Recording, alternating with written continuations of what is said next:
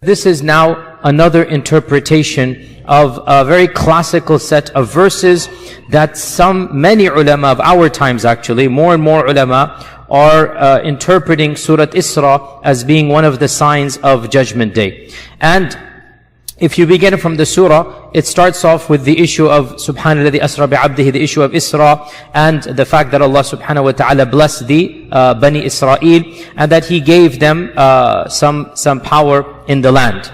Now, the verses then go on. وَقَضَيْنَا إِلَى بَنِي إِسْرَائِيلَ فِي الْكِتَابِ لَتُفْسِدُنَّ فِي الْأَرْضِ مَرَّتَيْنِ. This is verse number 4 of Surah Isra. Okay, follow along. These are very powerful verses. We conveyed and decreed to the children of Israel in the kitab. What is the kitab here? Most of our ulama said the Lawh al-Mahfuz. لَتُفْسِدُنَّ فِي الْأَرْضِ مَرَّتَيْنِ. You shall cause fasad in this world twice. وَلَتَعْلُنَّ عُلُوًّا كَبِيرًا. And you shall reach a degree of great haughtiness. Interestingly enough, Allah uses the same adjective for Fir'aun. Inna Fir'auna, ya hafadha, Inna Fir'auna ala fil ardi. So Allah is saying the Bani Israel will have two periods of might and izzah that they will abuse. Okay? فَإِذَا جَاءَ وَعْدُ أُولَاهُمَا بَعَثْنَا عَلَيْكُمْ عِبَادًا لَنَا أُولِي بَأْسٍ شَدِيدٍ. We shall send against you. An army will come, a group will come against you. They have great military might. They are a strong qawm. They're not a weak qawm. فَجَاسُوا خِلَالَ الدِّيَارِ. And they managed to go and probe even into your houses. They're going to go and all the way destroy all the way to your houses. وَكَانَ وَعْدًا مَفْعُولًا. And this was a promise that indeed took place. It is a true promise. وَكَانَ وَعْدًا مَفْعُولًا. Now, ثُمَّ رَدَدْنَا لَكُمُ الْكَرَّةَ عَلَيْهِمْ. Then we gave you back a karra, a new chance. And we caused you to have a victory over your enemies. And وَأَمْدَدْنَاكُمْ بِأَمْوَالٍ وَبَنِينَ. We gave you blessings. You now had a civilization, children, wealth.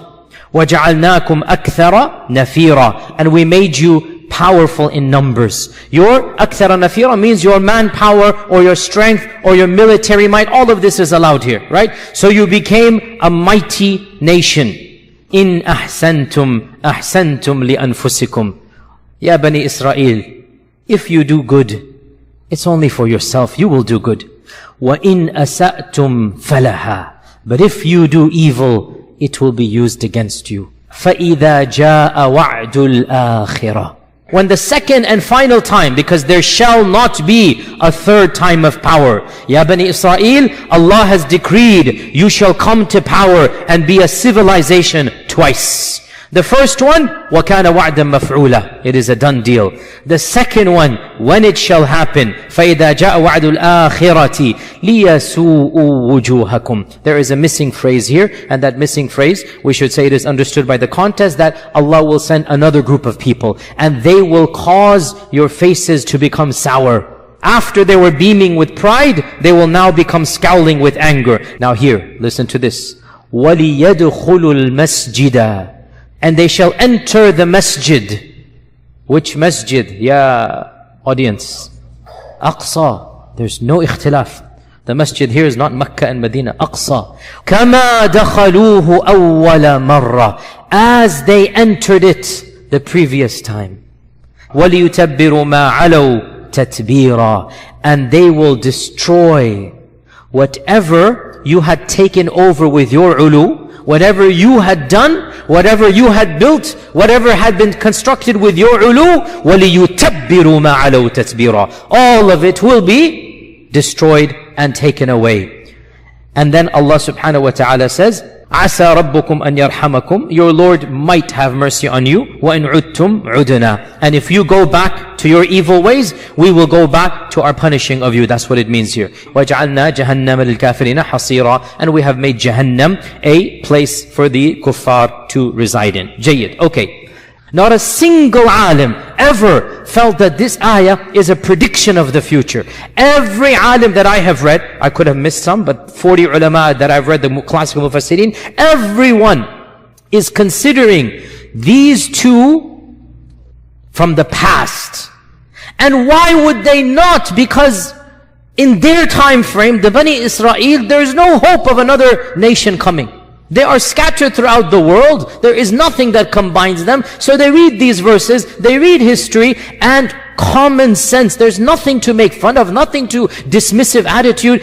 I would have done the same had I been alive 100 years ago, 1,000 years ago. That's human beings. These ulama, pretty much all of them, they said what? These two ulu have already taken place in the past. Done deal. And some said that the first of these was the Assyrian exile of 722 BC, when the Assyrians attacked the remnants of the original kingdom of Israel that was founded by Talut and Dawood and Sulaiman, the ones who actually founded the original kingdom of Israel. One disintegrated, one remained. The one that remained was finally gotten rid of by the Assyrians who attacked them in 722 BC. And then another group came, and eventually the Babylonian expulsion took place under Nebuchadnezzar, Bukhtanasar, Nebuchadnezzar in 597 BC. So this is one interpretation, that the first of them was 722 BC and the second of them was 597 BC. Others have said, and this is very popular as well, and this is the position of even some of the Tabi'un. The first is the expulsion of Bukhtanasar, because Bukhtanasar massacred them. It was one of the main massacres of the Bani Israel, and he was basically almost exterminated them. Then they had to flee to various places in the world. And then in the Roman expulsion as well in 70 CE, another wave took place. This is the classical interpretation, that the two have already occurred. There is a modern interpretation that a number of prominent scholars in Egypt, in Bilad al-Sham, in Palestine, a number of places, they are saying, why are we assuming that these are in the past? The Quran doesn't say so. In fact, the Quran only says one of them, وَكَانَ وَعْدًا مَفْعُولًا. The first one has taken place. As for the second, the Quran does not say that it has taken place. Why are we assuming it has taken place? And now you see exactly where we're heading with this, right? So the first one would then be most likely the first destruction of the temple. That was when the glory of the original kingdom completely gone. And they have never had that type of political stability up until when? We all know up until when. And so Allah Azza wa Jalla is saying, ثُمَّ رَدَدْنَا لَكُمُ الْكَرَّةَ عَلَيْهِمْ.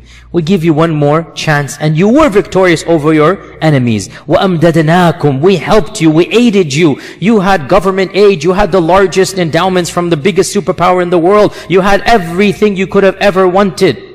Right? وَجَعَلْنَاكُمْ أَكْثَرَ نَفِيرًا. You couldn't have asked for more. With all of this, what did you do? إِنْ أَحْسَنْتُمْ أَحْسَنْتُمْ لِأَنفُسِكُمْ. If you acted properly, that would have been for your own. وَإِنْ أَسَأْتُمْ فَلَهَا فَإِذَا جَاءَ وَعْدُ الْآخِرَةِ.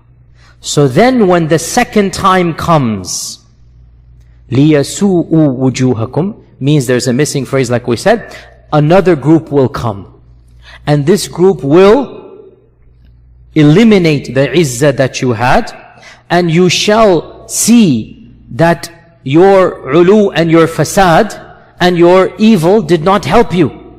And you will see it, and your faces will demonstrate that. لِيَسُوءُ وُجُوهَكُمْ. Now here's the key point that allows them to make this tafsir. وَلِيَدْخُلُوا الْمَسْجِدَ كَمَا دَخَلُوهُ أَوَّلَ مَرَّةٍ. The group that is being referenced here, it is not alien to Masjid al-Aqsa. This group has already conquered Masjid al-Aqsa at some previous point in history. And now they are conquering it again. Who conquered Jerusalem once before and wants to conquer it again? The Ummah. And Umar ibn al-Khattab is the one who was the one who conquered in the first time. So this is another interpretation, and it is gaining more and more traction.